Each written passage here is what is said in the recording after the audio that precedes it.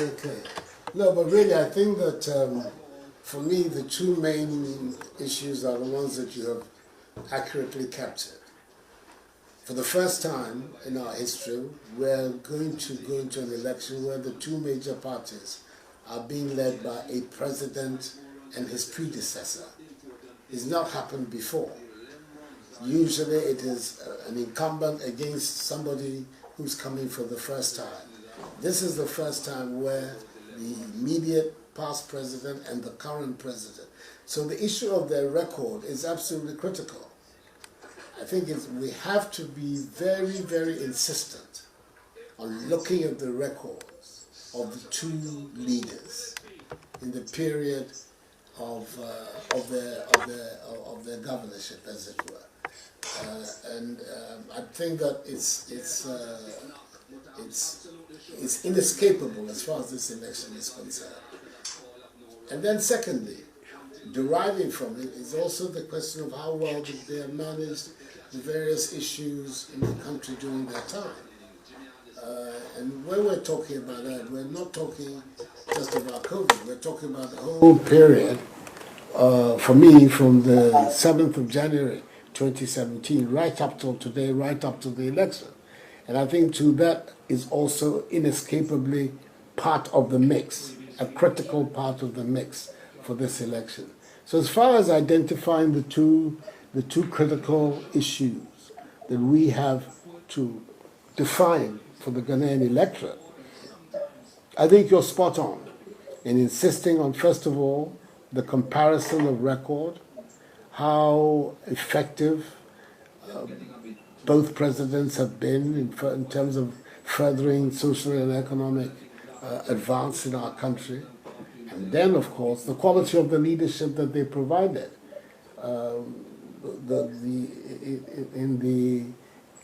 In the countries with the nuclear capability, they ask, who would you like to have as the man with the finger on the bomb? We don't have, but we still have to ask ourselves who best can manage the affairs of our country, both in normal times as well as in extraordinary times, like these last 3 or 4 months. And in talking about the record, I think there's one thing which is very important for us in NPP to continue to stress.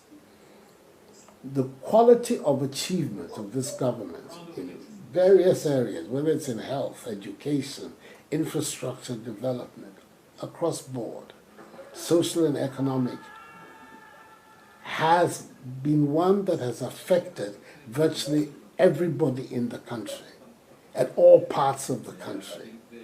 There's no part of Ghana that can say that somehow or other they've been left out of the programs and developments of this government.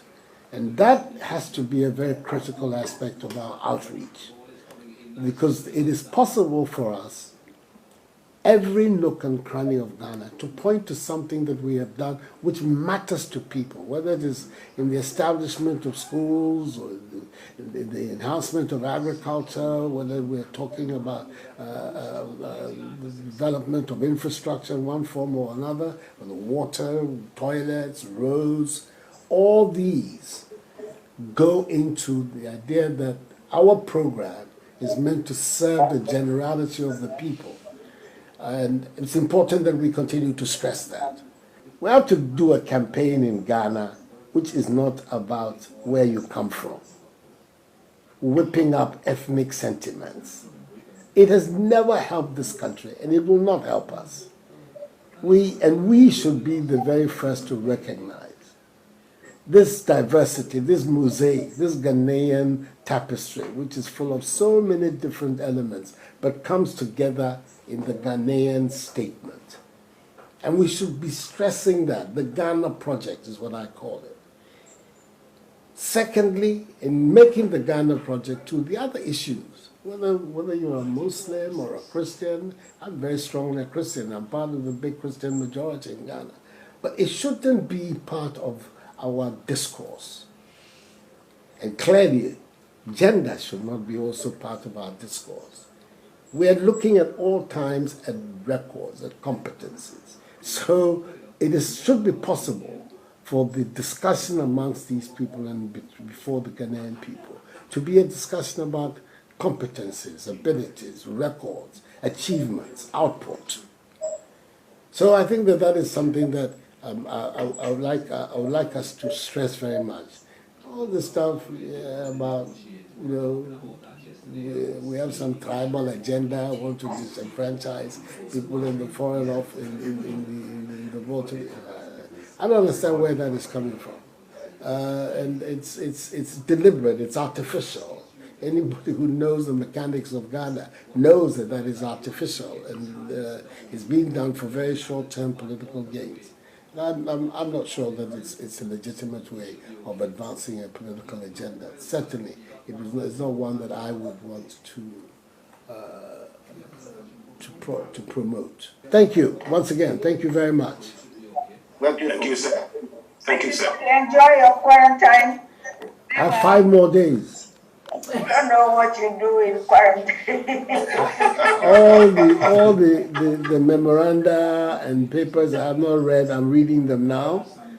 Yeah, and I'm finding myself busier than when I actually go from here to Jubilee House. But that is it, and I'm finding myself extremely busy. Well, Mr. President, we are very grateful for joining us. I think that your comments and suggestions are very important. They are very insightful. We will factor all of these as we continue to finalize our communication strategy going forward.